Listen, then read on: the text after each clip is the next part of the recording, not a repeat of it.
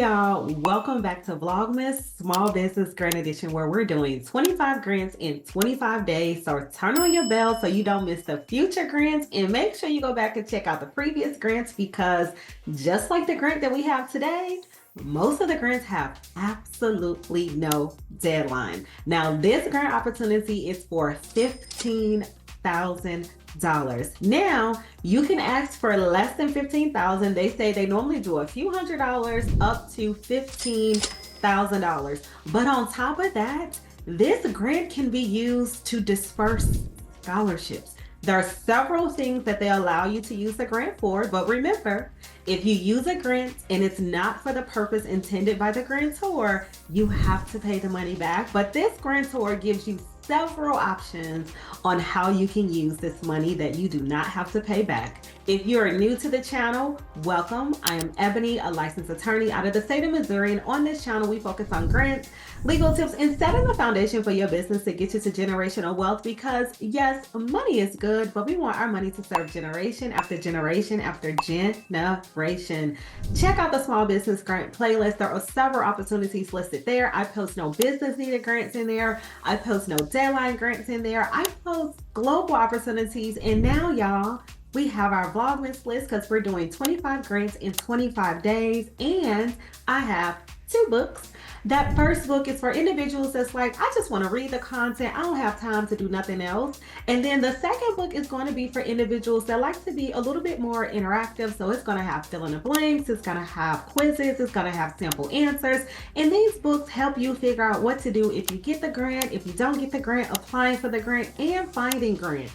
There will be a link in the description to the website so you can check out some of the 5-star reviews if you're like, I'm not sure if I really want to purchase just yet, but this should help you make an informed decision. Now, if you would like to further support the channel so I can continue to provide these resources free of charge on YouTube, come on over to the Patreon. I'm going to quickly share my screen so you can see what's in there in case you want to join. Here's the Patreon. Yes, the information is locked. However, once you become a member, the information will be unlocked. I post grants in here. I post cohorts in here. I post articles. As you can see, there's a $15,000 grant that was posted. We have a 10-week accelerator, a $5,000 grant. I posted YouTube videos in case you missed those. Essentially, I'm going to post anything that I think will be helpful for you while you're on your entrepreneurship journey.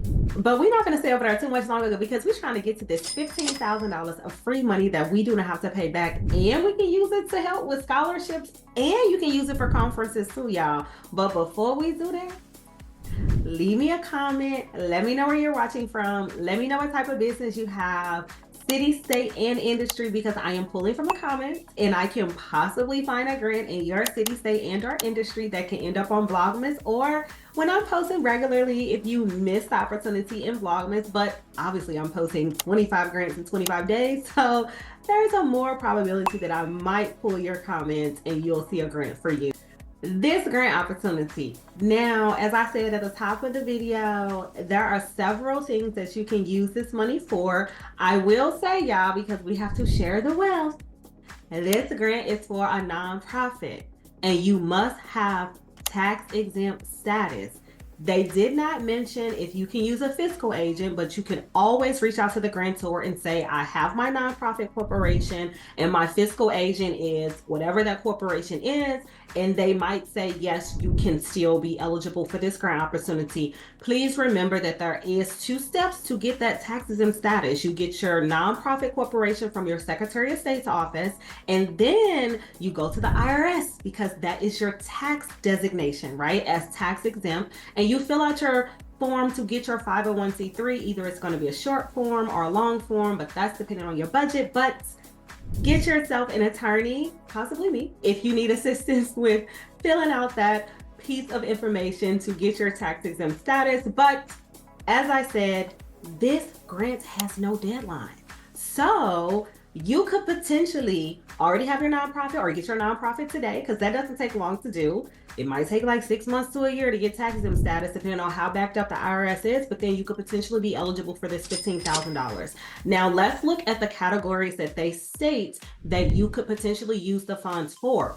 But I will add that they say they typically only fund these categories. They didn't say we don't fund other categories.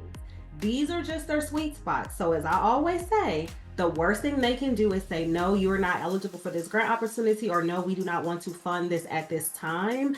But do not cross yourself out because you do not fit into this list.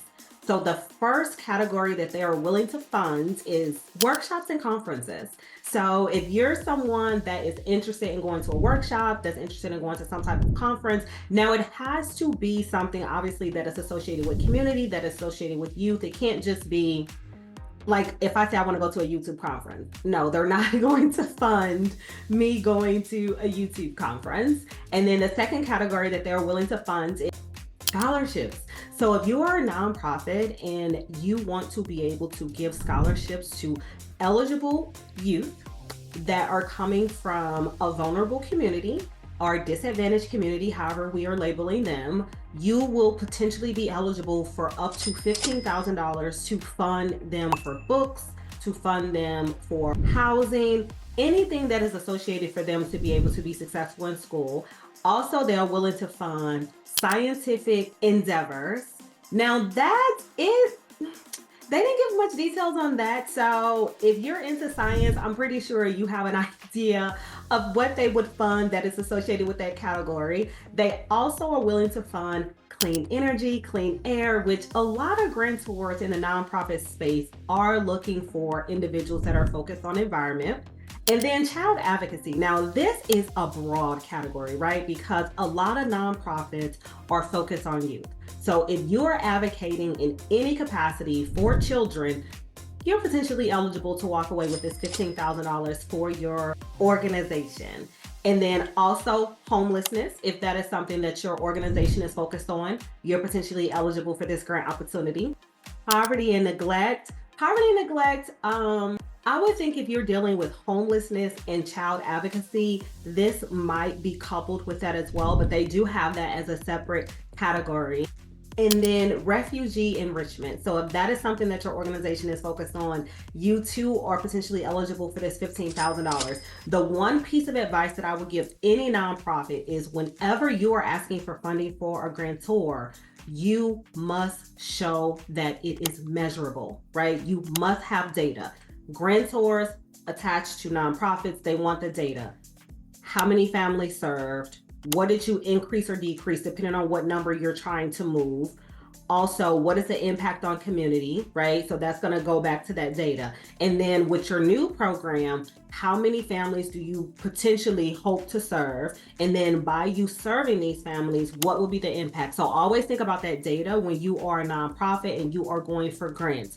With this grantor, you have to email them to say that you're interested, and then they will send you that application. And that's normally true with nonprofits. You send them a letter of interest, and then if they're like, this is possibly an organization that we want to fund, then they let you fill out that longer application. So y'all, make sure you leaving me that comment. Let me know where you're watching from, city, state, and our industry, because we got 25 grants in 25 days for Vlogmas, and I want to make sure that we are sharing the wealth. So I am doing nonprofit grants, for-profit grants, industry-specific grants, and state-specific grants. So go back and check all of the grants to see if there is something that is specific to your city, state, and or industry for your business and or nonprofit, so you can get closer to generational wealth. And with that, y'all, let's look at this grant. All right, y'all, this $15,000 grant opportunity is sponsored by the Dan Paul Foundation. And the foundation seeks to use its resources to train teachers in early childhood development, protect children from abuse, stimulate their personal responsibility, and offer them opportunities for enrichment.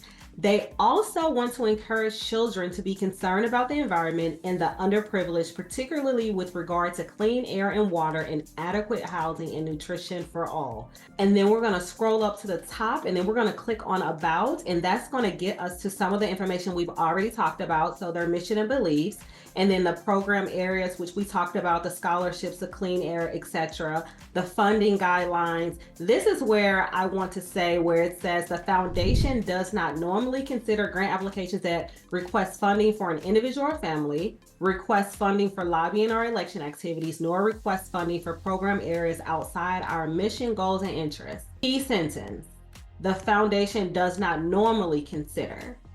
the worst thing they can do is say no. Now, they likely will say no to lobbying because most grantors are not going to fund nonprofits to lobby. But some of the other things like individual or family, and then if it's outside of their mission, goal, and interest, if you're able to communicate to them how there's possible alignment, they might fund your program if you're persuasive enough.